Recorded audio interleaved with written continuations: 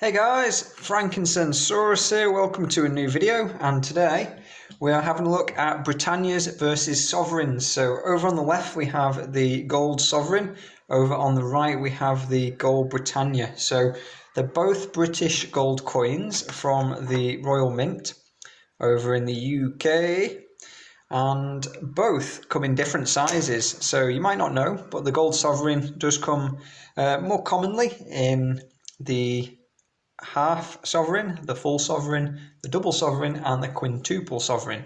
So there is also quarter sovereigns, but they're less common, and to me they're not really an investment. They're more like a, what's the word? I'd say they're more like a novelty, you know. And same with the Britannia. Commonly they come in quarter ounce, 10th ounce, half ounce, and the full ounce. But there is the odd novelty size, like the 40th of an ounce, for example. So, like I say, both come in different sizes. They have proof varieties too. So, in that sense, there is, plenty of variety for different collectors and people who are interested in different designs. In the UK, they're both VAT free when you buy, so there's no sales tax to buy them because there isn't for any gold bullion.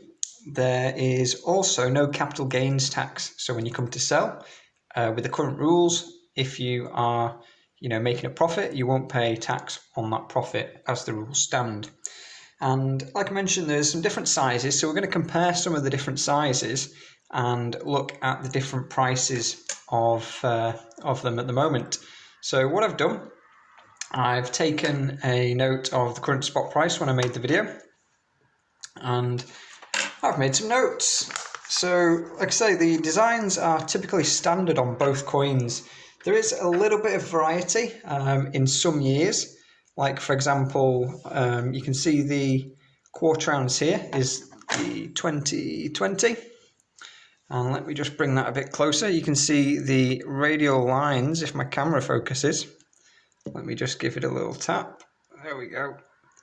So you can see these radial lines a bit like bicycle spokes. Compared to the new wave pattern. So there are some varieties in the design, but mostly it's more or less the same. And with the sovereigns, you do have the different kings and queens on the back. So like here we've got the young Victoria. Here we have another one. Here we have one of the kings, I think. There we go. We got Old Ed there. So they do have, like I say, some different designs, and also on the side here with George slaying the dragon, some years like 1989, 2002, and some of the older years as well have like a shield or something different. So there are, like I say, different designs in there.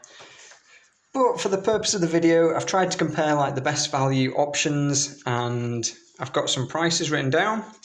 So top left, this is the spot price as I recorded the video. So it was £1,344.50. So if you're in the States, that's around about the $18, $10 or $20.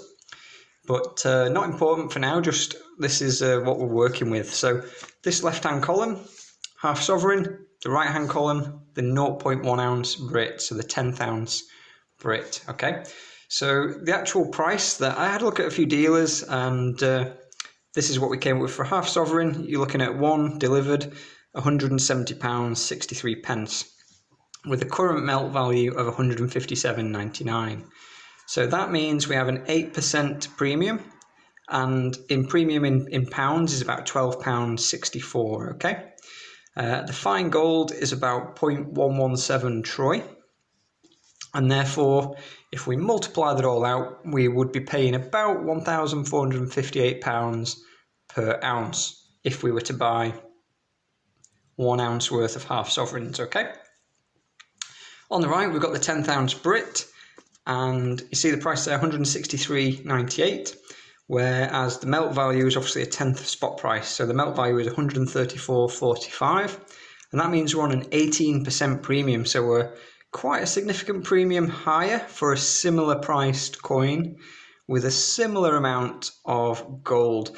So there is actually a little bit more gold in the half sovereign, and it is actually a little bit cheaper. So, well, overall, the buying price is not, but the, per fine bit of gold that you're paying is actually quite a bit cheaper. You'll see here, if we obviously times the 10,000 Brit by 10, we'd have 1,639. So I've done the same for a sovereign, and I won't go through every single number. I'll just quickly go over it, and then you can pause the video if you want to read through these numbers a bit more. But the sovereign versus the quarter ounce.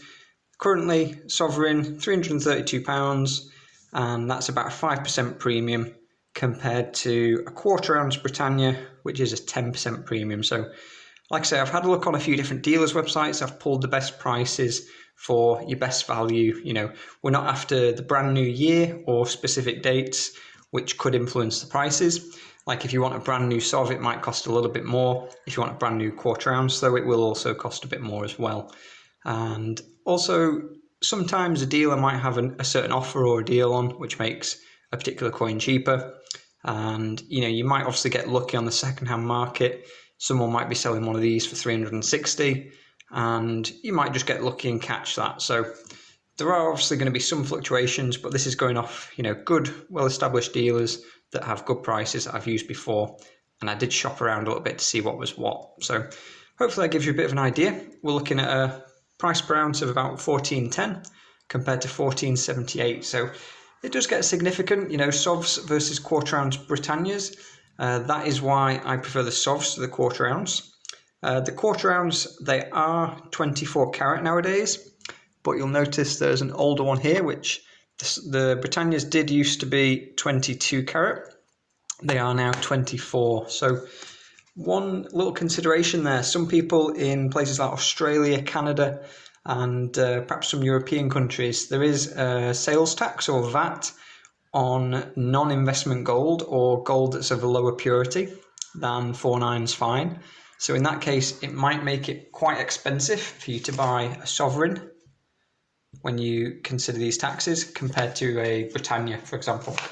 And also, if you're in a different country, you might get a maple leaf quarter ounce, or you might get whatever else, kangaroo, etc. quarter ounce cheaper. This is purely the British Royal Mint version. So if you're in the UK, particularly useful this video. If you're abroad, still useful, but just also gives you a bit of an idea what we've got to work with over here. And then the next consideration, 4 sovereigns versus 1 ounce of gold. So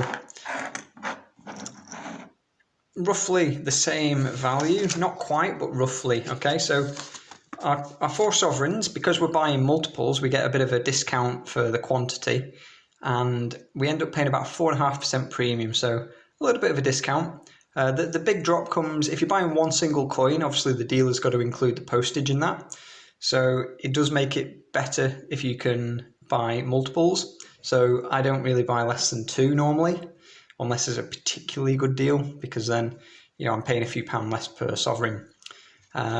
So yeah, looking at the prices here, we've obviously got the 1 ounce Brit for 3%, paying about £42 in premium compared to £60 in premium if we bought 4 Sovs.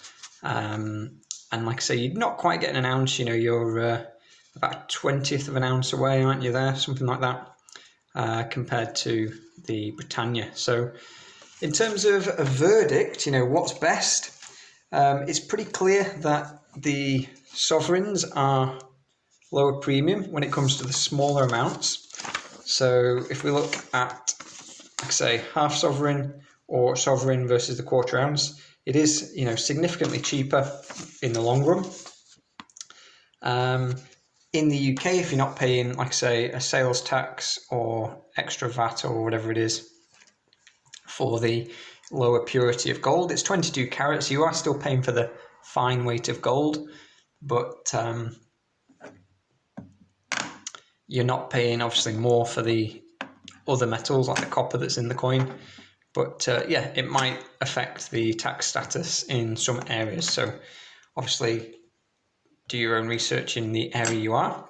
And you could obviously replace the Britannia with your local coin, whether that's the maple, kangaroo, etc. So we obviously have some limitations to what I've done. You know, you could buy a different quarter ounce coin. Maybe you buy a kangaroo, maybe you buy just whatever's on a deal, a Krugerrand, etc. And, you know, in that case, you might be able to pick up even cheaper. I've seen Krugerrands go in with dealers around, 1.8 to 2.2% even for singles. So, you'd save another percent over the Britannia, but they aren't capital gains tax free in the UK at the moment. So yeah, those are the main differences. Like I say, consider the VAT and sales tax if it's 22 carat versus 24 carat. Both are readily available in the UK, and they're very common. You wouldn't have any trouble selling either of them on the secondhand market. People will be picking these up providing they're priced well. And yeah, like I say, you could come across a deal. You might get lucky and just pick up a load of sovereigns at spot price. Maybe someone's selling quarter ounces, they need to sell them really quick and they've got them. So there are some other considerations, but that's financially why it makes more sense to buy the sovereigns with the lower premium. Just consider obviously the when you come to sell, there's a lot of sovereigns around. So maybe if a lot of people wanted to sell gold at the same time, you'd have a lot of sovereigns on the market and your quarter ounce coins might stand out better. But like I say, both are pretty common, so hopefully that helps you decide. And I'll just flash it back up on screen, so if you want to pause, you can have a look at the numbers and see the difference. But like I say, quite a significant difference in these coins, and I'd be really interested to know what kind of premiums are like in your area. If you're looking at a 10th ounce coin, is a 18-20% premium fairly normal? What about for the quarter ounces there? 10%, it was on sale actually. It was a pretty good deal. If I was buying quarter ounces, it'd be one I'd be looking at buying. And yeah, that's it really. So the reason I've compared them like this, sovereign and quarter ounce, they're roughly, they're not quite, but they're a similar gold weight and a similar price point, the mid 300s. And then again, the 10th ounce versus the half Sov, they're a similar price point, again, a similar, amount of gold in there. And the 4 Sovs compared to the 1 ounce, again, a similar amount. So I will pick up quarter ounces when it makes sense, if it's a really good deal. Otherwise, my go-to really is sovereigns. The sovereigns, whilst they do cost a bit more than the 1 ounces, they are obviously much more divisible. If you're just starting out and you're only buying a couple of pieces to begin with maybe, then I'd probably go with sovereigns personally. But if you are, putting in a bit more money, maybe you've already built up a bit of a base of a stack, then adding some 1 ounce coins in, might not be too bad. So I can't see a point where, selling one sovereign is going to make a difference to me at the moment. I'm in a pretty secure place, and I've got, emergency savings and savings to draw upon if I need them in fiat money and currency. So it's unlikely I'd have to sell one sovereign. It'd be more like I have to sell a couple of 1 ounces perhaps to make a dent in anything. But yeah, who knows what the future will hold. Should gold prices go up dramatically compared to the cost of goods and things, then it might be the fact that, a sovereign is covering your monthly expenses. Maybe, maybe not.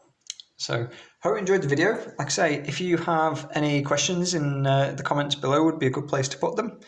And also, if you are someone who has sovereigns or quarter ounce in another country, I'd be really interested to know the price difference. Does it work out much different? And how common are sovereigns where you are in the world? Talk to you soon, guys.